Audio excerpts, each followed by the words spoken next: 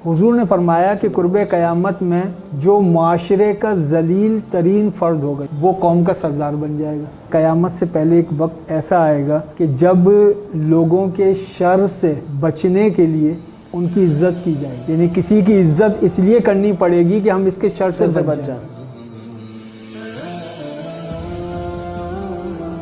बिस्मिल्लाहिर्रहमानिर्रहीम। लाखों करोड़ों दुरूद व सलाम आप सल्लल्लाहु अलैहि वसल्लम और उनकी आल पर। मुस्तफ़ा जान रहमत पे लाखों सलाम, शम्मे बज़्म हिदायत पे लाखों सलाम। नाज़रीन कराम, रबीउल अव्वल की खुसूसी नशरियात हादिये कामिल में खुश आमदीद कहते हैं। आज का जो हमारा मौजू है वो है दलाइल नबुवा। इस मौजू पर बात करने के लिए मेरे साथ जो शख्सियत मौजूद हैं, बड़ी ही नफीस बहुत अच्छी गुफ्तगू करते हैं, जनाब मुफ्ती फैसल अजीज़ बंदगी साहब। अस्सलाम वालेकुम हज़रत। वालेकुम अस्सलाम। सबसे पहले आपको वाइस ऑफ सिंध में खुश आमदीद कहते हैं। हमारी सादत। हज़रत, जैसा कि आज हमारा मौजू दलाइल नबुवा है, तो आप ये बताएं कि आप सल्लल्लाहु अलैहि वसल्लम की नबी होने की अक्ली इल्मी दलाइल क्या है। मैं आखिरी नबी होने की बात नहीं कर रहा हूँ, उस पर हम तफसीली गुफ्तगू करेंगे, लेकिन आप सल्लल्लाहु अलैहि वसल्लम के नबी होने की जो है वो दलाइल क्या है, इल्मी अक्ली। रसूल अकरम अलैहिस्सलातु वस्सलाम ने एक तो वो दलील जो खुद पेश की वो ये कि 40 साल का एक किरदार पेश किया, उस किरदार की बुनियाद पर नबूवत पेश की। यानी जिन लोगों तक दीन पहुंचाना है उन लोगों ने पहले ये गवाही दी है कि इन्होंने माजी में कभी झूठ नहीं बोला। तो ये दलील है कि जिस शख्स ने माजी में कभी झूठ ना बोला हो, जिसका किरदार पाकीज़ा हो, वो अगर ये बात कह रहे हैं तो फिर ये हक है। पहली दलील। दूसरी दलील ये कि हुजूर नबी अकरम की आमद से कब्ल अंबिया ये बशारतें देते आए हैं। मिसाल के तौर पे सूरह सफ़ में ईसा अलैहिस्सलाम का एक जुमला है, यरूशलेम के जवानों से ईसा अलैहिस्सलाम ने ख़िताब किया और उनसे ये कहा कि मैं तुम्हें बशारत देता हूँ कि मेरे बाद एक रसूल आएंगे, उनका नाम अहमद होगा। ये बशारत सूरह सफ़ में मौजूद है।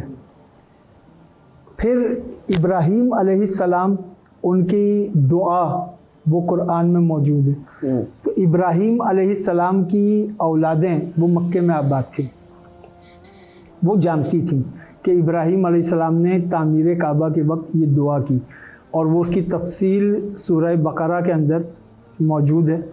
और खालिक कायनात ने फरमाया कि व इज़ यरफ़उ इब्राहीमुल क़वाइद मिनल बैत व इस्माईल, जब दोनों बाप बेटे काबे की दीवारों को बुलंद कर रहे थे तो वो कह रहे थे रब्बना तक़ब्बल मिन्ना इन्नका अंतस समीउल अलीम, परवरदिगार हमारी मजदूरी कबूल कर ले, तू समी है और अलीम है। रब्बना वजअलना मुस्लिमैन लक, ऐ हमारे परवरदिगार हमें अपना फर्मा बरदार रख, हमें अपना मुसलमान रख।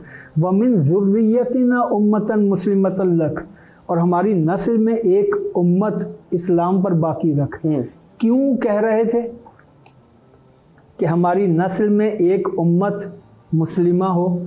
इसलिए कि इसके बिल्कुल फ़ौरन बाद दुआ आ रही है, रब्बना वबअस फ़ीहिम रसूलन मिनहुम यतलू अलैहिम आयातिका व युअल्लिमुहुमुल किताब वल हिकमा व युज़क्कीहिम। ए अल्लाह, हमारी नस्ल में वो रसूल भेज जो तेरी आयात की तिलावत करे, तालीम किताब दे, तालीम हिकमत दे, तज़किया नफ्स करे। पहले एहतमाम विलादत रसूल है कि नस्ल को पाकीज़ा रख, फिर आखिरी रसूल की आमद की दुआ, ये पेश नज़र थी। फिर यहूदियों और ईसाइयों के पास जो सहाइफ थे उसमें ये बात लिखी थी कि आखिरी नबी का ज़हूर मक्के में होगा, और किस दौर में होगा ये उन्हें मालूम था। एक यहूदी आलिम, उसे जब पता चला कि ये आखिरी नबी के ज़हूर का वक्त आ गया है मक्के में, तो वो मक्के में आकर पहले से आबाद हो गया, उसने रिहाइश अख्तियार कर ली। फिर एक शब उसने ये ख्वाब देखा कि आज आखिरी नबी की विलादत हो गई। तो उस यहूदी आलिम ने अहले मक्का से पूछा कि क्या रात में किसी के यहाँ कोई बेटा पैदा हुआ? बताया गया कि बनु हाशिम में हुआ है। उसने कहा कि मुझे वो बच्चा दिखा दो। यहूदी आलिम ने पहले दिन हुजूर को देखा और उसने गवाही दी یہ اللہ کے رسول ہیں اور آخری رسول. سبحان اللہ. کیوں؟ سبحان اللہ. اس لیے کہ اس نے اپنے صحائف میں پڑھ رکھا تھا اور رات اس نے خواب میں دیکھا تھا. یعنی حضور جس دن دنیا میں تشریف لائے اسی دن آپ کی نبوت و رسالت پر گواہی دے دی گئی. سبحان اللہ. حضرت ابو بکر صدیق مکے میں نہیں تھے جب اعلان نبوت ہوا، شام میں تھے. شام میں ایک راہب نے، وہ واقعہ طویل میں اس کو چھوڑ کر متعلقہ حصہ لے رہا ہوں، شام کے ایک راہب نے صدیق اکبر کو بتایا کہ آخری نبی کے ظہور کا وقت آ گیا ہے اور وہ قریش سے ہوں گے، وہ مکے میں ہوں گے. اور جب حضرت ابو بکر صدیق آئے تو پھر آقا دو جہاں اس وقت اعلان نبوت فرما چکے تھے. تو اہل شام ان کے علماء بھی جانتے تھے. حضرت ابو طالب جب حضور کی عمر 11 سال تھی، حضور کو لے کر جا رہے ہیں شام. راستے میں بحیرہ راہب کا ڈیرہ آیا جہاں پر قافلے پڑاؤ کرتے تھے. بحیرہ نے حضرت ابو طالب سے پوچھا کہ اس بچے سے آپ کا رشتہ کیا ہے؟ حضرت ابو طالب نے فرمایا یہ میرا بیٹا ہے. بحیرہ نے کہا کہ یہ آپ کا بیٹا نہیں ہو سکتا. اللہ اکبر. تو حضرت ابو طالب کہنے لگے تم اتنے وثوق سے کیسے کہہ سکتے ہو کہ یہ میرا بیٹا نہیں ہو سکتا؟ تو بحیرہ نے کہا کہ میں ان کی پیشانی میں نور نبوت دیکھ رہا ہوں سبحان اور اللہ. مجھے پتا ہے کہ آخری نبی یتیم تولد ہوگا، تو آپ اس کے باپ نہیں ہو سکتے. واہ واہ واہ واہ. تو حضرت ابو طالب نے کہا کہ ہاں تم نے صحیح کہا، یہ میرا بیٹا نہیں ہے لیکن بیٹوں کی طرح رکھتا ہوں، میرا بھتیجا ہے. بحیرہ نے کہا کہ اس بچے کو آپ واپس مکہ لے جائیے کیونکہ آپ جا رہے ہیں شام. شام میں ہیں علماء قدیم صحائف کے، تورات زبور انجیل کے، وہ ان کو دیکھ کر پہچان لیں گے آخری نبی ہیں. اور ان کو اگر یہ پتہ چل گیا کہ آخری نبی بنی اسرائیل میں نہیں آیا تو وہ پھر ان سے دشمنی کریں گے، اللہ. ان کو نقصان پہنچائیں گے، جن کو آپ واپس مکہ لے جائیے. یعنی رسول اکرم کی آمد سے قبل آسمانی صحائف میں یہ بات موجود تھی، یہود و نصارہ کے علماء جانتے تھے، اور پھر پیشانی سے لوگ جو آسمانی کتب کا علم رکھتے تھے حضور کی پیشانی سے سمجھ لیا کرتے تھے یہ آخری نبی ہیں. ایک خاتون، ان کا نام بھی فاطمہ تھا، انہوں نے حضرت عبداللہ سے نکاح کی خواہش کا اظہار کیا تھا اور وہ نیک خاتون تھی، پاک باز خاتون تھی، عارفہ تھی. اس نے خواہش کا اظہار کیا کہ آپ مجھ سے نکاح کر لیں. حضرت عبداللہ نے نکاح نہیں کیا، نکاح ہوا حضرت آمینہ سے. جب نکاح ہو گیا تو بعد میں وہی خاتون دوبارہ ملی لیکن اپنی خواہش نہیں دہرائی. تو حضرت عبداللہ نے پوچھا کہ پہلے تو تم جب ملتی تھی مجھ سے نکاح کی بات کرتی تھی، اب تم یہ نہیں کہتی. کہا کہ میں اس لیے بات کرتی تھی کہ آپ کی پیشانی میں نور نبوت تھا. سبحان اللہ. اللہ نے اس کی آمینہ کو بنایا، سبحان حضور کی سبحان اللہ. امینہ. تو حضور کی پیشانی وہ گواہ تھی. پھر رسول اکرم علیہ الصلوۃ والسلام کی نبوت کی دلائل میں یہ بات شامل تھی کہ جس طریقے سے آپ سے پہلے انبیاء سے معجزات کا ظہور ہوتا ہے، ایسے حضور کی ذات سے معجزات کا ظہور ہوا. اور ایسے معجزات کا ظہور ہوا کیونکہ معجزہ تو کہتے ہی اس کو ہے جہاں عقل عاجز ہو جائے. اور حضور سے جب معجزات کا ظہور ہوا تو ان معجزات سے بھی حضور کی نبوت پر ایک دلیل قائم ہو گئی. پھر حضور کی نبوت کے دلائل میں ایک دلیل یہ بھی ہے کہ رسول اکرم علیہ الصلوۃ والسلام نے جتنی باتیں کہیں ان میں سے کوئی ایک بات بھی عقل کے خلاف نہیں تھی. سبحان اللہ. آپ یہ سوچیں کہ ایک بچہ مکے میں پیدا ہوا، اس کی پوری زندگی اہل مکہ کے سامنے گزر رہی ہے، نہ کبھی کسی استاد کے آگے بیٹھے ہوئے دیکھا تعلیم لیتے ہوئے، نہ کسی مدرسے میں جاتے دیکھا، نہ دنیا میں اس کا کوئی استاد ہے. بچپن بکریاں چراتے گزر گیا، جوانی خدیجۃ الکبریٰ کا سامان تجارت لاتے لے جاتے گزر گئی. ایک دن اس بچے نے ایک ایسی کتاب پیش کر دی جس کو دیکھ کر اہل علم کی عقل دنگ رہ گئی. ایک دن اس بچے نے ایک ایسا نظام پیش کر دیا کہ بڑے بڑے اہل علم وہ انگشت بدنداں رہ گئے، جہاں اعلیٰ حضرت نے کہا کہ تیرے آگے یوں ہیں دبے لچے فصحا عرب کے بڑے بڑے، سبحان اللہ، کوئی جانے کے منہ میں زبان نہیں بلکہ جسم میں جان نہیں۔ ہاں سبحان اللہ، سبحان اللہ۔ یہ نبی کے بغیر غیر نبی سے یہ نہیں ہو سکتا کہ 40 سال تک وہ کسی کا شاگرد نہ ہو، کسی مدرسے میں نہ جائے، اور 40 سال کی عمر میں اچانک ایک ایسا دین پیش کر دے، ایک ایسی کتاب پیش کر دے، ایک ایسا نظام پیش کر دے جو اہل عقل کو، اہل علم کو حیران کر دے۔ سبحان اللہ، یہ آپ کی نبوت ہی کی شان تھی کہ آپ کی ذات سے ایک ایسا نظام پہنچا۔ سبحان اللہ۔ حضرت بڑی خوبصورت طریقے سے آپ نے جو ہے وہ اس کو بیان کیا۔ آپ کے جوابات سے بہت سارے سوالات میرے ذہن میں آ رہے ہیں، جس میں سے ایک سوال میں کرتا ہوں آپ سے کہ آپ نے کہا کہ اس راہب نے کہا کہ اس بچے کو یہاں سے لے جائیں، کہ اگر عیسائیوں کو پتہ لگے گا کہ یہ بنی اسرائیل میں سے نہیں ہے تو اسے قتل کر دیں گے۔ تو یہ بات جب میں نے سنی تو میرے ذہن میں سوال آیا کہ ہم دیکھتے ہیں کہ بنی اسرائیل کے جو انبیاء ہیں وہ حضرت اسحاق علیہ السلام کی اولاد میں سے، رسول خدا صلی اللہ علیہ وسلم واحد نبی ہیں جو حضرت اسماعیل علیہ السلام کی اولاد میں سے ہیں، ان کی اولاد میں سے اور کوئی نبی نہیں ہے۔ تو آپ کے نزدیک اس کی کیا وجہ ہو سکتی ہے؟ اس کی کئی وجوہات ہیں، اس میں سے ایک وجہ یہ ہے کہ ابراہیم علیہ السلام کے دونوں بیٹے نبی تھے۔ حضرت اسحاق کی نسل میں انبیاء یکے بعد دیگر آئے، آخری نبی جو حضرت اسحاق علیہ السلام کی نسل میں آئے وہ حضرت عیسیٰ علیہ السلام، بنی اسرائیل کے آخری نبی عیسیٰ علیہ السلام تھے۔ ادھر بنی اسماعیل چل رہی تھی، یہاں کوئی نبی نہیں آیا۔ ادھر آخری نبی، تمام نبیوں میں آخری نبی حضور نبی اکرم ہے۔ وہاں جو آخری نبی تھا اس کو اللہ نے زندہ اٹھایا، اور پھر اس طرف جو آخری نبی تھا اس کی امت میں اس کو دوبارہ بھیجا جائے گا۔ تو یہ شان ختم نبوت ہے کہ وہاں کا آخری زندہ رکھ کر اس آخری کی امت میں پھر اس کو بھیج دیا جائے۔ تو یوں حضرت اسحاق علیہ السلام کی شان یہ ہے کہ ان کی نسل میں بکثرت انبیاء آئے، اور حضرت اسماعیل کی شان یہ ہے کہ ایک آیا لیکن سب سے بڑا۔ سبحان اللہ۔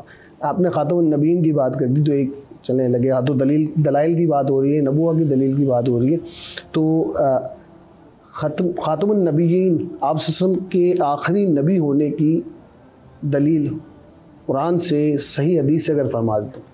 قرآن حکیم میں متعدد مقامات پر ختم نبوت پر بات ہوئی ہے، ان میں سے ایک بڑا واضح مقام جہاں رب ذوالجلال نے فرمایا ما کان محمد ابا احد من رجالکم، کہ محمد تمہارے مردوں میں سے کسی کے بھی باپ نہیں، ولیکن رسول اللہ، لیکن یہ اللہ کے رسول ہیں، وہ خاتم النبیین، اور نبیوں میں آخری ہیں۔ اب یہاں ایک بات ہے کہ جب اللہ نے یہ فرمایا کہ یہ اللہ کے رسول ہیں تو یہی کہہ دیا جاتا کہ رسولوں میں آخری ہیں۔ یہ کہنے کی ضرورت کیا تھی کہ یہ اللہ کے رسول ہیں اور نبیوں میں آخری ہیں؟ واہ واہ واہ۔ یا یہی کہہ دیا جاتا کہ کسی کے باپ نہیں ہیں تمہارے مردوں میں سے، لیکن یہ اللہ کے نبی ہیں اور آخری نبی ہیں۔ پہلے رسول کہا کہ یہ اللہ کے رسول ہیں، پھر کہا نبیوں میں آخری ہیں، اس لیے کہ ہر رسول نبی ہوتا ہے لیکن ہر نبی رسول نہیں ہوتا۔ رسالت کا درجہ نبوت سے بلند ہے، تو جب تعارف کروایا تو بلند درجے سے کروایا، ولیکن رسول اللہ، یہ اللہ کے رسول ہیں۔ لیکن ختم نبوت سے کی، اگر ختم رسالت کا بیان ہوتا تو لوگ یہ کہتے کہ بھائی رسول نہیں آئے گا لیکن نبی تو آ سکتا ہے، لہٰذا کہا کہ وہ خاتم النبیین، یہ نبیوں میں آخری ہیں۔ جب نبیوں میں آخری ہیں تو رسول تو آتے ہی نبیوں میں سے، جب نبی آخری ہیں تو اس کا مطلب ہے کہ اب صرف باب نبوت نہیں، باب رسالت بھی بند ہوگی۔ سبحان اللہ۔ اب نہ کوئی نبی آئے گا نہ کوئی رسول آئے گا۔ سبحان اللہ۔ تو ایک تو یہ صریح آیت موجود ہے۔ اس کے علاوہ ہم سورہ بقرہ کے بالکل پہلے رکوع کے اندر دیکھتے ہیں ایمانیات پر کلام ہوا ہے، ایمانیات کی شرائط کیا ہے۔ اس میں اللہ نے فرمایا والذین یؤمنون بما انزل الیک وما انزل من قبلک وبالآخرۃ هم یوقنون۔ ایمان کی شرائط میں سے ایک یہ ہے کہ ایمان والا ایمان رکھے اس پر جو ہم نے آپ پر نازل کیا، اور جو آپ سے پہلے نازل کیا اس پر بھی ایمان رکھے، اور قیامت پر یقین رکھے۔ یعنی تین باتوں پر ایمان کا تذکرہ ہے، اے نبی جو آپ پر نازل کیا، بما انزل الیک، آپ پر نازل کیا اس پر ایمان رکھے، وما انزل من قبلک، جو آپ سے پہلے نازل ہوا اس پر ایمان رکھے، وبالآخرۃ ہم یوقنون، آپ کے بعد اسے آخرت پر ایمان رکھنا ہے۔ سبحان اس کا مطلب یہ ہے کہ آپ کے بعد کچھ نازل نہیں ہونا، سبحان اللہ، آپ پر نازل ہوا وہ مانے، آپ سے پہلے نازل ہوا وہ مانے، اور آپ کے بعد پھر قیامت کو مانے۔ یعنی آپ سے لے کر قیامت تک نہ کوئی شریعت آنی ہے، نہ کوئی نبی آنا ہے، نہ کوئی رسول آنا ہے، ورنہ اللہ یہ فرماتا کہ مومن ہونے کے لیے شرط یہ ہے کہ آپ پر نازل ہوئے پر ایمان لائے، جو آپ سے پہلے نازل ہوا اور جو ہم آپ کے بعد نازل کریں گے، بعد میں کچھ نازل نہیں ہونا، آپ کے بعد وبالآخرۃ ہم یوقنون۔ تو یہ قرآن حکیم کی ترتیب کتابی میں سورہ بقرہ کے بالکل پہلے رکوع میں اللہ نے ختم نبوت کے اس مضمون کو بھی واضح کر دیا۔ پھر قرآن جہاں جہاں بھی یہ کہتا ہے کہ ہم نے آپ کو ساری انسانیت کے لیے نبی بنا کر بھیجا، یہ بھی ختم نبوت کی دلیل ہے کہ جب ساری انسانیت کے لیے نبی بنا کر بھیج دیا تو اب اس کا مطلب یہ ہے کہ آپ کے بعد کوئی مزید نبی نہیں آ سکتا۔ سبحان اللہ، سبحان اللہ۔ حضرت ولادت کا مہینہ آپ صلی اللہ علیہ وسلم کی، اگر کچھ معجزات پہ بات ہو جائے آپ صلی اللہ علیہ وسلم کی، کچھ معجزات اگر آپ بیان فرما دیں تو مزہ آ جائے گا۔ معجزے کی ایک تعریف ہے، کیونکہ ہر انہونی واقعہ معجزہ نہیں ہوتا۔ کتنے غیر مذاہب کے لوگ ہیں وہ انہونیاں کر کے دکھا دیتے ہیں، تو ہم اس کو معجزہ نہیں کہہ سکتے۔ معجزے کی ایک تعریف ہے، تعریف یہ ہے کہ اللہ کا نبی اپنی نبوت کی دلیل میں کوئی ایسا کام کر کے دکھائے جس کو دیکھ کر لوگ عاجز ہو جائیں اور ویسا نہ کر سکیں، یہ معجزہ ہے۔ سبحان اللہ۔ معجزہ بے سبب نہیں ہوتا، اسلام عملی دین ہے، حضور نے کردار کی بنیاد پر دین پیش کیا ہے۔ معجزات ہوتے ہیں مطالبے پر، جب کوئی مطالبہ کر دے تو پھر معجزے کا ظہور ہوتا ہے، یا اپنی نبوت کو لوگوں پر راسخ کرنے کے لیے معجزے کا ظہور ہوتا ہے۔ شق قمر کے لیے مطالبہ ہوا تھا، یعنی ایک شخص نے کہا ابو جہل سے کہ آپ کہتے ہیں کہ یہ نبی نہیں ہے اور یہ نعوذ باللہ جادوگر ہیں، تو یہ ابھی پتہ چل جائے گا۔ جادوگر کا جادو زمین پر چلتا ہے، آسمانوں پر نہیں چلتا۔ تم کہتے ہو کہ یہ جادوگر ہیں، تو میں ان سے کہوں گا کہ چاند توڑ دیں۔ وہ جادوگر ہیں تو چاند نہیں توڑ سکیں گے، پتہ چل جائے گا یہ جادوگر ہیں یا نہیں۔ اب ابو جہل تو جانتا تھا کہ میں الزام لگا رہا ہوں، حضور پر بہتان لگا رہا ہوں۔ جب اس نے کہا کہ میں حضور سے کہوں گا چاند توڑ دیں، تو ابو جہل نے کہا کہ نہ کہنا۔ اس نے کہا کیوں؟ کہا کہ وہ توڑ دیں گے۔ واہ واہ واہ، اندر سے وہ بھی جانتا تھا۔ واہ سبحان اللہ۔ مطالبہ ہوا، اس پر حضور نے شق صدر کیا، چاند الگ ہوا اور دونوں حصے باہم پھر مل گئے۔ اسی طریقے سے پھر رجعت شمس کا واقعہ ہے کہ حضرت علی کی نماز کے لیے حضور نے سورج کو پلٹایا کہ حضرت علی کی عصر قضا ہو گئی تھی، اس لیے سورج کو پلٹایا گیا۔ قرآن اٹ سیلف خود بہت بڑا معجزہ ہے۔ قرآن حضور کا ایک معجزہ ہے کہ ایک ایسی کتاب کہ جس کے لیے مسلسل دعویٰ ہے کہ اس کی آیتوں جیسی آیت بنا کر لے آؤ، 10 آیتیں بنا کر لے آؤ، ایک سورت بنا کر لے آؤ، ضروری نہیں سورہ بقرہ کے برابر، سورہ کوثر کے برابر بنا کے لے آؤ۔ قرآن معجزہ ہے۔ پھر آپ یہ دیکھیے کہ حضور کی بعثت سے قبل جن جن کی عبادت ہوتی تھی ان تمام کے متعلق حضور نے معجزات کا ظہور کیا۔ پتھر کی پوجا ہوتی تھی تو کنکریوں نے ابو جہل کی مٹھیوں میں کلمہ پڑھا، سبحان اللہ۔ اس کا مطلب ہے پتھر خدا نہیں ہے۔ واہ واہ واہ۔ چاند کی پوجا ہوتی تھی، چاند توڑا۔ سورج کی پوجا ہوتی تھی، سورج کو پلٹایا۔ واہ واہ۔ تو جس کی پوجا ہوتی تھی ان تمام کو اللہ کے رسول نے معجزات کے ذریعے مسخر کر کے بتایا کہ یہ معبود کیسے ہو سکتے ہیں کہ ان کو میں نے تسخیر کر لیا۔ جس کی تسخیر ہو جائے وہ معبود نہیں ہوتا۔ اور کمال یہ ہے سب کے معبود مسخر کر کے وہ یہ کہے کہ معبود تو میں بھی نہیں ہوں۔ سبحان اللہ. سب کے معبود مسخر کر دے، پھر کہے کہ معبود میں بھی نہیں ہوں. معبود تو اللہ رب العزت ہے جس کو میں سجدہ کرتا ہوں. سبحان اللہ. تو اللہ کی معرفت مصطفیٰ کے سجدے سے ہے کہ جس نے سب کے خداؤں کو زیر کر کے پھر سجدہ کر کے بتایا کہ اللہ کون ہے. تو معجزے کا ظہور ضرورت کے تحت ہوتا ہے، بلا ضرورت نہیں ہوتا. کیوں؟ اور انبیاء کی جو جد و جہد ہوتی ہے وہ عملی ہوتی ہے. جہاں ضرورت پڑے وہاں معجزہ ظاہر ہوتا ہے. سبحان اللہ.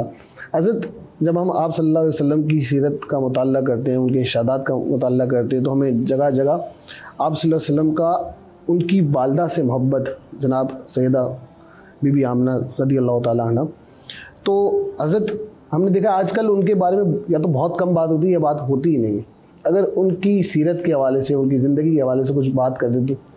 حضرت آمنہ سلام اللہ علیہا، آپ کی سیرت تو عظیم ترین سیرت ہے. کتنی پاکیزہ سیرت ہوگی کہ ان کا بیٹا نبیوں کا سردار. سبحان اللہ. حضرت آمنہ، ان کی جو پیدائش تھی وہ مدینہ منورہ کی تھی، اور اس وقت اسے یثرب کہا جاتا تھا. مدینہ کی پیدائش تھی. ادھر حضور کا جو خاندان تھا وہ مکے میں تھا. حضرت عبد المطلب کی والدہ کا تعلق بھی مدینہ سے تھا. تو مدینہ عبد المطلب کا ننیال تھا. عبداللہ جب جوان ہوئے تو حضرت عبد المطلب نے چاہا کہ میں اپنے ننیال میں اس کو لے جاؤں، وہاں جا کر اس کی شادی کروں. حضرت عبداللہ اور حضرت عبد المطلب جب مدینے آئے تو انہوں نے کہا کہ یہاں کی سب سے باکردار اور سب سے زیادہ ذہین سمجھدار لڑکی کون سی ہے. تو اب ایسا نہیں ہوا کہ کسی نے کوئی نام دیا، کسی نے کوئی نام دیا، اور کئی ناموں میں پھر ایک نام کا انتخاب ہوا. سب نے ایک نام دیا. کہا کہ سب سے زیادہ باکردار اور سب سے زیادہ ذہانت والی ایک لڑکی ہے وہب کی بیٹی، نام آمنہ ہے. واہ سبحان اللہ. تو حضرت عبد المطلب پہلے سے ایک حیثیت رکھتے تھے، کعبے کے متولی تھے. جب کعبے کا متولی رشتہ لے کر آ گیا بیٹے کا تو حضرت وہب نے فوراً قبول کیا، نکاح ہو گیا. یہ پہلا موقع تھا کہ مکے کا دلہا تھا اور مدینے کی دلہن تھی. سبحان اللہ. دلہن مدینے سے رخصت ہوئی، مکہ معظمہ آئی. اب پھر حضرت عبداللہ کا وصال ہو گیا 22 سال کی عمر میں. اس کی ایک الگ تاریخ ہے کہ وہ گئے تھے یمن سے واپس مکہ آ رہے تھے، طبیعت خراب ہوئی تو مدینے کی طرف چلے گئے. مدینے میں وصال ہوا، مدینے میں ہی تدفین ہوئی حضور کے والد کی. 22 سال عمر تھی. مکے میں خبر پہنچی تو مکے میں ایک غم کہ بھئی عبداللہ جوانی میں وصال کر گئے. ایک سوگ کی کیفیت تھی. لیکن اس سوگ کی کیفیت میں حضرت آمنہ، ان کے متعلق ایک تشویش ہو گئی حضرت عبد المطلب کو کہ میرا بیٹا دنیا سے چلا گیا، بہو با کردار ہے، اعلیٰ ہے، لیکن اس کو یہ احساس ہی نہیں کہ اس کا شوہر دنیا سے چلا گیا. اتنی خوشبویات کا استعمال کرتی ہے، جہاں سے آمنہ گزرتی ہے راستے مہکتے ہیں. تو ایک روز عبد المطلب نے بہو سے شکایت کر دی کہ میرا بیٹا دنیا سے چلا گیا، تم اتنی خوشبوئیں لگاتی ہو. تو حضرت آمنہ کہنے لگیں کہ میں خوشبو نہیں لگاتی، میں خوشبو نہیں لگاتی. تو حضرت عبد المطلب نے کہا جہاں سے تم گزرتی ہو وہ راستے مہکتے ہیں. تو کہا کہ آپ اس پر حیران ہوتے ہیں، میرے ساتھ تو اس سے زیادہ عجیب واقعات ہوتے ہیں. میں اگر پہاڑ کے پاس سے گزروں تو پہاڑ مجھے سلام کرتا ہے. میں اگر درخت کے پاس سے گزروں، میں دیکھتی ہوں ایک درخت ہے دور سیدھا کھڑا ہے. جب میں اس کے قریب جاتی ہوں تو وہ درخت اپنی شاخوں کو جھکا دیتا. اللہ اکبر، اللہ اکبر. میں سخت پتھر کے اوپر اگر پاؤں رکھ دوں وہ پتھر نرم ہو جاتا ہے. سبحان اللہ. وہ پتھر نرم ہو جاتا ہے. سبحان اللہ. لیکن مجھے یہ نہیں معلوم کہ یہ کیوں ہو رہا ہے. حضرت آمنہ ذہین ترین خاتون تھیں، وہ کہہ رہی مجھے نہیں معلوم ایسا کیوں ہو رہا ہے. ماں کو سب سے پہلے معلوم ہوتا ہے، شکم میں کونین کے سردار ہیں، ماں کہہ رہی مجھے نہیں معلوم ایسا کیوں ہو رہا ہے. ماں کو پہلے اس لیے معلوم ہوتا ہے بوجھ سے ماں بوجھ سے معلوم کرتی ہے، لیکن حضرت آمینہ کے شکم میں وہ تھا جو احساس بوجھ دلانے نہیں، بوجھ اتارنے آیا تھا۔ سبحان اللہ۔ تو حضرت آمینہ کو وہ کہتی ہیں مجھے معلوم نہیں ایسا کیوں ہو رہا ہے۔ جب حضور کی ولادت ہوئی اور اس وقت جو واقعات حضرت آمینہ نے دیکھے تو پھر حضرت آمینہ نے بھی حضور کی نبوت کی گواہی دی ہے۔ حضرت آمینہ کا ایک کلام ہے نعتیہ، سبحان اللہ۔ اس میں حضرت آمینہ نے حضور سے مخاطب ہو کے کہا ہے کہ جو خواب میں نے دیکھے ہیں اے میرے بیٹے وہ خواب سچے ہیں، تو یقیناً تو سارے انسانوں کے لیے نبی ہے۔ سبحان اللہ۔ سارے انسانوں کے لیے نبی، اور سارے انسانوں کے لیے نبی کہہ کر حضرت آمنہ نے حضور کی ختم نبوت کا بھی اعلان کیا ہے، سبحان اللہ۔ کیونکہ سارے انسانوں کے لیے نبی تو آخری نبی ہے۔ سبحان اللہ۔ تو حضرت آمنہ وہ ایک عظیم خاتون، اور ان کے شرف کے لیے یہ کافی ہے کہ آج دنیا جب یہ کہتی ہے کہ وہ مچھلی جس کے شکم میں یونس علیہ السلام تھے وہ مچھلی جنت میں جائے گی، کیوں جائے گی؟ کہ اس مچھلی کے پیٹ میں یونس علیہ السلام تھے، تو جس مچھلی کے پیٹ میں یونس ہوں وہ مچھلی جنت میں جائے، تو جس شکم میں فخر یونس ہو اس کی شان اور اس کی عظمت کا کیا کہنا۔ سبحان اللہ، کیا کہنے ہو سلام آپ پر اے آمنہ کہ ہیں میرے حضور کی والدہ۔ سبحان اللہ۔ یہ شرف بڑا شرف ہے، یہ شرف کسی کو ملا نہیں۔ سبحان اللہ۔ حضرت آف دی ریکارڈ ہم آپ ارشادات فرما رہے تھے کہ آپ صلی اللہ علیہ وسلم نے کچھ ارشادات فرمائے آخری زمانے کے لیے، آثار قیامت جسے کہتے ہیں، اگر وہ بیان کر دیں کچھ تو۔ حضور نبی اکرم علیہ الصلوۃ والسلام نے قرب قیامت کے واقعات اور اپنے دور ظاہری سے لے کر قیامت تک کے احوال وہ بیان کیے، اور اس میں قیامت اور قیامت کے وقوع پذیر ہونے تک کے احوال شامل ہیں۔ اس میں یہ بھی ہے کہ حضور نے فرمایا کہ قیامت سے پہلے ایسی سواریاں آ جائیں گی جو گوشت کی نہیں ہوں گی۔ صحابہ کرام رضوان اللہ علیہم اجمعین نے حیرت سے کہا کہ ہم جو سواریاں استعمال کرتے ہیں تو جانور ہوتے ہیں اور یہ گوشت کی سواریاں ہیں، تو وہ کیسی سواریاں ہوں گی؟ حضور نے فرمایا کہ وہ میسر ہوں گی، اور میسر سواریوں کو کہتے ہیں، اور میسر کی جو واحد ہے وہ ہے موسر، اور موسر عربی میں ٹے نہیں ہوتی، اگر اس کو آپ عربی ابجد میں ٹے لگائیں گے تو وہ لفظ بنے گا موٹر۔ حضور نے ان سواریوں کی نشاندہی کی جو آج ہمیں نظر آتی ہیں۔ اسی طریقے سے رسول اکرم علیہ الصلوۃ والسلام نے قرب قیامت کے کئی ایسے واقعات کو بیان کیا کہ جس کو دیکھ کر ہی پتہ لگتا ہے کہ وہ ذات اس دور کو دیکھ رہی تھی۔ یعنی ان میں ایک علامت یہ بیان کی حضور نے کہ قیامت سے پہلے ایک وقت ایسا آئے گا کہ جب لوگوں کے شر سے بچنے کے لیے ان کی عزت کی جائے گی۔ اللہ، ایسے ہی ہو، یعنی کسی کی عزت اس لیے کرنی پڑے گی کہ ہم اس کے شر سے بچ جائیں۔ اللہ۔ حضور نے فرمایا کہ قرب قیامت میں جو معاشرے کا ذلیل ترین فرد ہوگا، یہ لفظ ہے حدیث میں، معاشرے کا جو ذلیل ترین فرد ہوگا وہ قوم کا سردار بن جائے گا، یہ حدیث میں۔ اسی طریقے سے حدیث مبارکہ میں یہ ہے کہ مائیں اپنی بیٹیوں کو آوازیں دیں گی اور بیٹیاں ماں کی سنیں گی نہیں۔ آج ہم دیکھ رہے ہیں کہ مائیں آواز دیتی ہیں، بیٹیاں جو ہے وہ سوشل میڈیا پر لگی ہوتی ہیں۔ ایسے ہم اب سے 40 سال پہلے 30 سال پہلے سوچ بھی نہیں سکتے تھے کہ ماں اپنی بیٹیوں کو آواز دے اور بیٹیاں نہ سنیں، لیکن آج اینڈرائڈ آنے کے بعد یہ نظر آتا ہے۔ تو حضور نبی اکرم کیونکہ قیامت تک کے لیے نبی ہیں، تو قیامت تک کے احوال پر آپ کی نظر تھی، اسی لیے آپ کی نبوت قیامت تک کے تمام مسائل کے حل کے لیے کافی اور شافی ہے۔ سبحان اللہ۔ حضرت آپ کے وقت کا بہت شکریہ۔ محبت۔ ناظرین کرام، مفتی صاحب نے اس اہم موضوع پر بڑی ہی سحر حاصل گفتگو کی۔ ہم سب پر لازم ہے کہ اپنے نبی کی سیرت کو پڑھیں اور ان کی سنت پر عمل کریں۔ مجھے اجازت دیں، اللہ حافظ۔